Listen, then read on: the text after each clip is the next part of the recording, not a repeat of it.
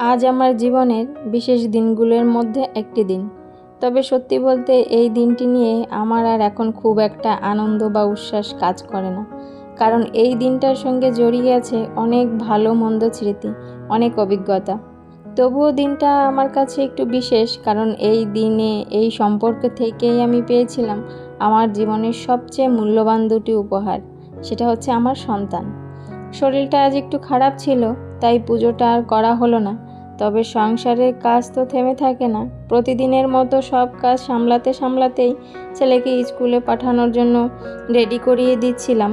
এখন থেকেই ওর নিজের স্টাইল কত পছন্দ অপছন্দ বুঝতে পারে।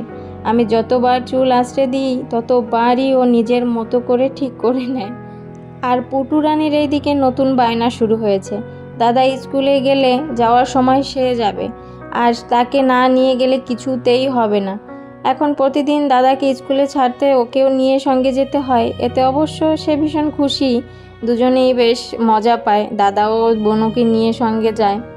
তবে সমস্যা হচ্ছেন, এখন তো পুটু রানীর স্কুলে গেলে আর পড়াশোনার দরকার পড়ে না, তাই উনি ওখান থেকে আর আসতে চান না। চলে গেল দাদাকে ছাড়তে।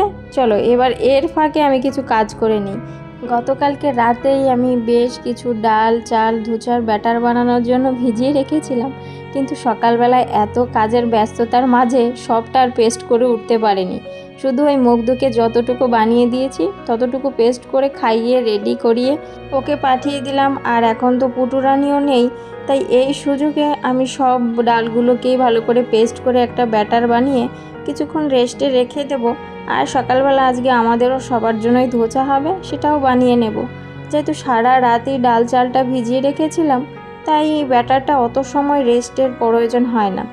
কিন্তু ওই সারা রাত ডাল চাল ভিজিয়ে রেখে সকালবেলা পেস্ট করলেই কিন্তু এই ব্যাটারটা দিয়েও ধোচাটা একদম খারাপ হয় না। আর সঙ্গে বানাবো সুন্দর একটা টমেটোর চাটনি, যেটা ইডলি দোচা সব কিছুর সঙ্গে ভীষণ ভালো লাগে খেতে। সময় খুব বেশি সময় লাগে না, খুব অল্প সময়ের মধ্যে হয়ে যায়। সকালবেলায় যে তোমাদেরকে বললাম আজকে আমার জীবনের একটা বিশেষ দিন, আর এই বিশেষ দিনে খুব একটা কথা মনে পড়ছিল। এই দিনটা নিয়ে হয়তো প্রত্যেকটা বিবাহিত মেয়েরই কিছু স্বপ্ন থাকে। আমারও খুব ছিল, কিন্তু কখনো দামি শাড়ি গয়না বা বড় খুব আয়োজন করে সেলিব্রেশন করা, এগুলো কখনো চাইছিলাম না। কিন্তু একটা জিনিস খুব করে চাইতাম, যে আজকের এই বিশেষ দিনটাতে সারা বছরের যত মান অভিমান রাগ ভুল বুঝাবুঝি এই সমস্ত কিছু শুধু একটা সন্ধ্যায় বসে দুজনে কথা বলে মিটিয়ে নেওয়া, আর কিছু সুন্দর স্মৃতি মনে রাখা। কিন্তু জীবনের তো সব গল্প আর নিজের মতো করে হয় না। কিছু স্মৃতি এমনভাবে থেকে যায় যা বিশেষ দিনগুলোর আর বিশেষ মনে হয় না। তবুও আমি কৃতজ্ঞ, কারণ এই সম্পর্ক থেকেই আমি পেয়েছি আমার জীবনের সবচেয়ে মূল্যবান দুটি মানুষ। আজ ঈশ্বরের কাছে আমার একটাই প্রার্থনা, আমাদের সন্তানের যেন একটি সুস্থ স্বাভাবিক একটা ভালোবাসার পরিবেশ নিয়ে বড় হতে পারে। স্বামী স্ত্রীর সম্পর্কে যেমন গুরুত্বপূর্ণ, তেমনি একজন সন্তানের কাছেও সবচেয়ে বড় সম্পদ হলো মা বাবাকে একসঙ্গে পাশে পাওয়া। বিশেষ দিনগুলোর বড় উদযাপন করলেই যে সম্পর্ক ভালো থাকে এমনটাও তো নয়। আমার কাছে সম্পর্কের আসল উদযাপন হলো শান্তি সম্মান আর নিজের মতো করে একটা দিন কাটাতে পারা। যাই হোক, আজ অনেক কথা বলে ফেললাম। আজ কাজের ফাঁকে ফাঁকে তোমাদের সঙ্গে মনের কিছু কথা ভাগ করে নিলাম। এইদিকে আমার চাটনিটাও রেডি হয়ে গেছে। এখন শুধু ওই চাটনিতে সম্বারটা দিয়ে দেব। ঝাল ঝাল টমেটোর চাটনি রেডি। এবার মা মেয়ের জন্য একটা ধোচাও বানিয়ে নেব, আর খেয়েও নেব, কারণ অনেকটা বেলা হয়ে গেছে, খিদেটাও বেশ পেয়েছে। যেহেতু এটা সাজো ব্যাটার, তাই ধোচাটা অত বেশি ভালো ফোলে না, কিন্তু ওই কিছুক্ষণ আধা ঘন্টার মতো রেস্টে রেখে যখন ফ্রিজে রেখে দেবো না, তখন ওই দুদিন পরে এইটা থেকেই ভীষণ ভালো ধোচা হয়। যাই হোক, সকালবেলায় তো মামি খেয়ে নিয়ে সকালের দিকে কিছু মেশিনে জামা কাপড় দিয়েছিলাম, সেগুলোকেই মেলতে এলাম। আজকে রোদটা খুব বেশি নেই, তবে গরমটা বেশ আছে। আর ওই দেখো আমার একটা বন্ধু, সেই তখন থেকে যখন দেখেছে আমি উপরে জামা কাপড় মেলছি, ডাকাডাকি শুরু করে দিয়েছে। আর এই উপরে এসে এই ফুলটাকে দেখে যে আমি কি খুশি হয়েছি সেটা তোমাদেরকে কি বলবো। কারণ আমি এই গত বছরই গাছটা বসিয়েছিলাম, কিছুতেই ফুল আসছিল না। তারপরে কিছুদিন ভিডিওতে দেখছিলাম ওই ডগাগুলো মাথা থেকে কেটে দিলে ফুল বেরোচ্ছে। সত্যি তাই, কেটে দিলাম, দেখেছো 2 সপ্তাহের মধ্যে ফুল চলে এসেছে। আগে জানলে হয়তো এর আগে দিলে আরও আগে আসতো ফুলগুলো। এবার কিছু সময় মেয়েকে দেব, তারপর দুপুরে রান্না করতে যাব। আর ওকে নিচে রেখে গিয়েছিলাম, এসে দেখি জল নিয়ে খেলতে জামাটা পুরো ভিজিয়ে দিয়েছে। জামাটাকে ছাড়াবো আর ওর মাথায় একটু এই সময়টা চুলটায় তেল দিয়ে দিই। মাথায় জানো তো যতই তেল দিই খুব বেশি থাকে না, কোথা দিয়ে যে ওর তেলটা চলে যায় আমি নিজেও বুঝতে পারি না। কি পাতলা পাতলা চুল হয়েছে, তাতে আবার তেল থাকে না। অনেকেই বলেছে ন্যাড়া করে দিতে, আসলে ন্যাড়া করার এখন আমার খুব একটা ইচ্ছা নেই, তবে ভবিষ্যতে করব কি না সেটাও এখনও ভাবিনি। আপাতত যেমন চুল বড় হচ্ছে ঠিক সেরকমই হোক, দেখা যাক, সামনে যদি ন্যাড়া করি তখন তো তোমরাও দেখতে পারবে। এই সময়টা জানো তো আমার মেয়ের খুব একটা ব্যক্তিগত সময়। রান্নার কিছুক্ষণ আগে ওকে কিছুটা সময় আমাকে দিতেই হবে।